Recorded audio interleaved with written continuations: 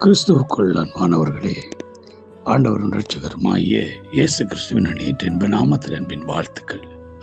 நாம் தொடர்ச்சியாக தேவனால் அழைக்கப்பட்ட நாம் என்ற தலைப்புகளை நாம் தியானித்து வருகிறோம். நேற்றை பார்த்தோம், நாம் அழைக்கப்பட்டவர்கள் என்ற அந்த உண்மையை நாம் அறிந்து உணர்ந்து நடக்க வேண்டும் என்பதை குறித்து பார்த்தோம். ஆகவே தேவனால் அநாதி தீர்மானத்தின்படி உலக தோற்றத்துக்கு முதலே முன்குறிக்கப்பட்ட அழைக்கப்பட்ட நாம் அந்த அழைப்பு என்ன செய்து கொண்டிருக்கிறோம்? அங்க வேதம் சொல்லுகிறது, மத்தேயு 22:3 இறுதி பகுதி, அவர்களோ வர மனதில்லாதிருந்தார்கள். அந்த அழைக்கப்பட்டவர்கள் அழைப்பை ஏற்றுக்கொள்ள மனதில்லாதிருந்தார்கள்.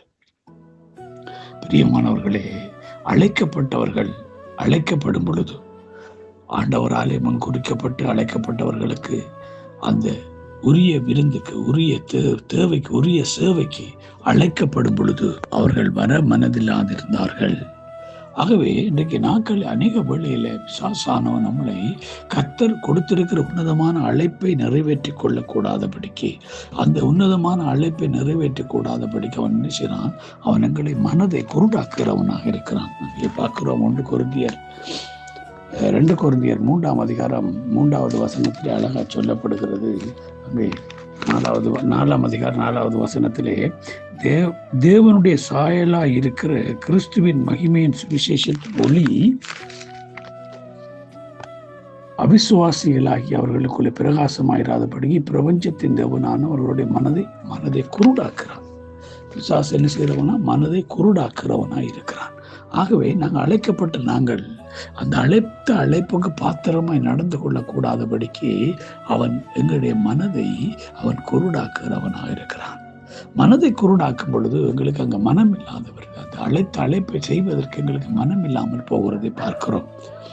2 கொரிந்தியர் 11:3 சொல்லுகிறது, ஆகிலும் சர்ப்பமானது தன்னுடைய தந்திரத்தினால ஏவாளை வஞ்சித்தது போல உங்கள் மனதும் கிறிஸ்துவை பற்றிய உண்மை நின்று விலகும்படிக்கு கெடுக்கப்படுமோ என்று பயந்திருக்கிறேன் என்று போல் சொல்றாங்க. கொரிந்தி சபையை பார்த்து சொல்ல கூட, மனது கெடுக்கப்படுமோ என்று பயந்திருக்கிறேன்.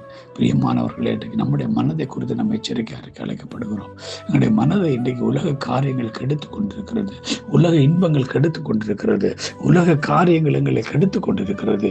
நாங்கள் அழைக்கப்பட்டவர்கள் என்ற உண்மை நின்று அங்கு விலகும்படி, அந்த அழைக்கப்பட்ட அழைப்புக்கு பாத்திரமாய் நடந்து கொள்ளக்கூடாதபடிக்கு இந்த உலக காரியங்களினாலே நாம் அடிமைப்பட்டு போகிறோம். உலகத்தின் சிற்றின்பங்களினால, உலக தேவைகளினால, உலக காரியங்களுக்குள்ளே நாங்கள் அடிக்கப்பட்டு போறதுனாலே நாம் என்ன செய்கிறோம்? அடிமைப்பட்டு போறதுனாலே நாம் தேவனுடைய அழைப்பை உதாசீனம் பண்ணுகிறவர்களாக இருக்கிறோம். பிரியமானவர்களே, அதனால்தான் ரோமர் 12 அங்கே சொல்லப்படுகிறது 2 உங்கள் மனம் புதிதாகிறதுனாலே மறுரூபமாகுங்கள். அல்லேலூயா.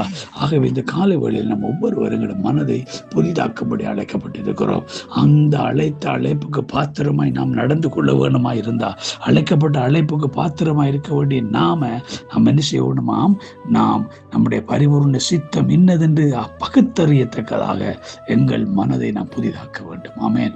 தேவன் எங்களை அழைத்த அழைப்பின் அந்த சித்தம் திட்டம் அதை அறிந்து உணர்ந்து கொண்டு செயல்படத்தக்கதாக இந்த காலை நாம் ஒவ்வொருவரும் எங்கள் மனதை புதிதாக்கி கொள்வோம், மறுரூபமாக்குவோம். கர்த்தர் பெரிய காரியங்களை செய்வார். God bless you all.